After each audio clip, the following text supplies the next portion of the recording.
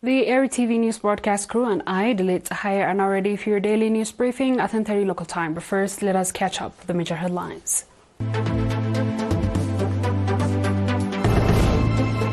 TEDA Awards was presented to outstanding students. Vocational training provided to youth in Eritrea. North Korea conducts first nuclear trigger simulation drills.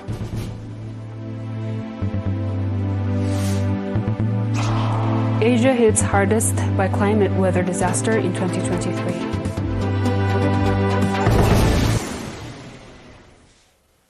On our local news, the TEDA Awards was presented to 22 outstanding students, including 11 female students from Tesane, who scored high marks in the 2022-2023 high 8th grade national examination.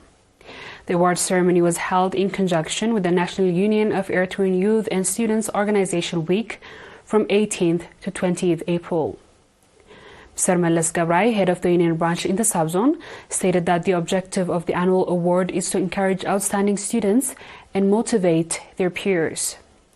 He urged the awardees to strive for excellence in their future educational endeavors and called on parents and the community to support them.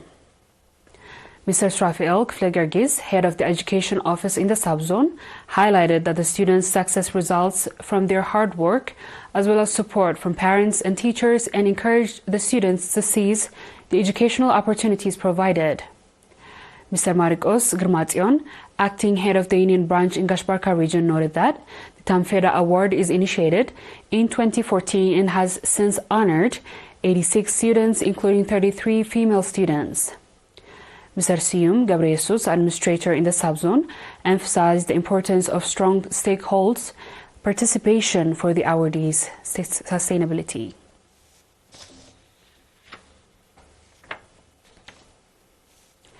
Three months vocational training has been provided to 173 youth in Eritrea subzone. Mr. Shawit Woldai, head of the National Union of the Eritrean Youth and Students, reported that the training covered computer technology, graphics, poultry, and bee farming.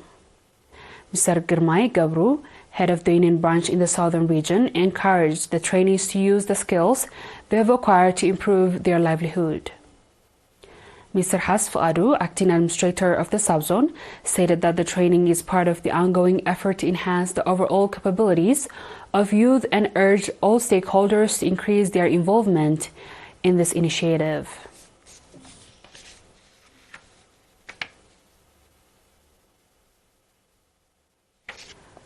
Residents of 22 administrative area and Adi Kuala subzone are engaged in an extensive soil and water conservation activity supported by agricultural experts.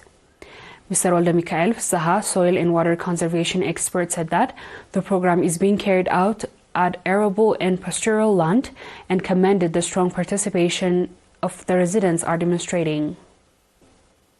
Mr. Mehrat Ab Sablu, representing the agricultural office in the subzone, reported that to the date 889 hectares of agricultural trace and 100 hectares of water diversion schemes has been constructed. The residents have recognized the program's benefits for boosting agricultural production and expressed their commitment to continue with this campaign.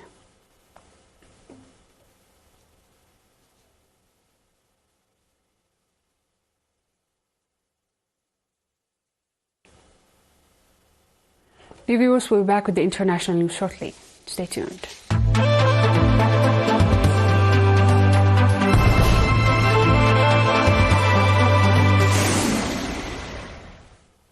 Welcome back.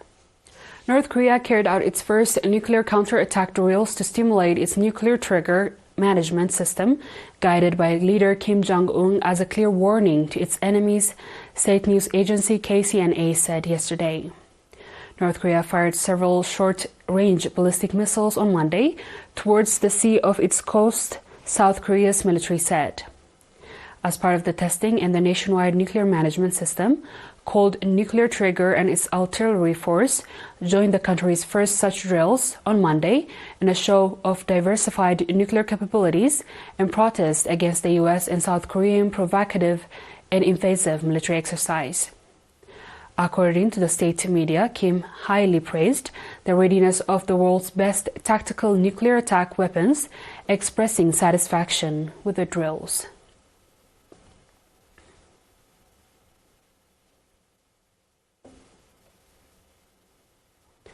On our last news, Asia was the world's most disaster-hit region from climate and weather hazards in 2023, the United Nations said yesterday, with floods and storms of caused casualties and economic losses.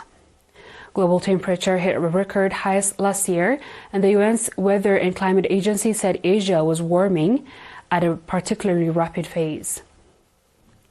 The World Meteorological Organization said the impact of the heat waves in Asia was becoming more severe, with melting glaciers threatening the region's future water security. The organization also said that Asia is warming faster than the global average, with temperature last year nearly 2 degrees Celsius above the 1961 to 1990 average.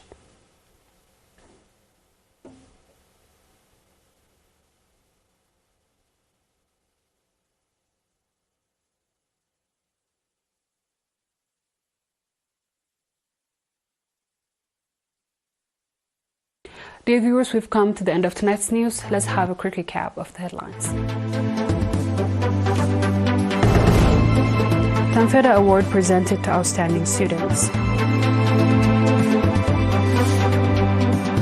Vocational training provided to youth in Eritrea. North Korea conducts first nuclear trigger stimulation drills.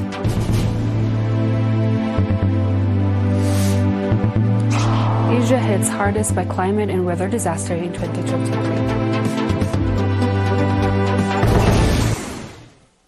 That is all our local and international news. Dear viewers, thanks for watching and have a good night.